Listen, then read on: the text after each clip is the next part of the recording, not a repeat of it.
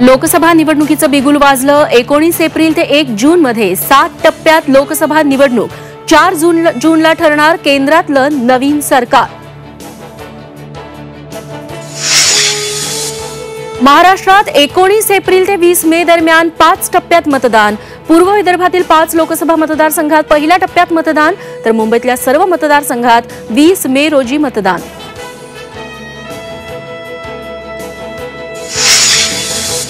राहुल गांधींची भारत जोडो न्याय यात्रा मुंबईत दाखल। प्रियंका गांधींचाही सहभाग।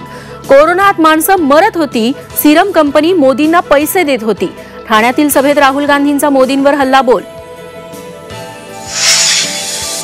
शिंदे, फडणवीस आणि अजित पवारांची आज अमित शहांसोबत दिल्लीत बैठक। महायुतीतील जागा वाटपाचा तिढा सुटण्याची शक्यता।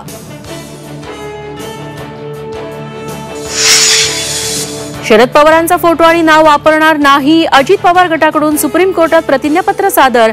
सुप्रीम कोर्टात पुढील सुनावणी 19 मार्चला। आचारसंहितेआधी राज्य सरकारचा निर्णयांचा धडाका। रिक्षा टॅक्सी चालकांच्या कल्याणासाठी महामंडळाची स्थापना। सरकारी मालमत्ता विद्रुपीकरणासाठी 1 वर्ष कारावासाची तरतूद।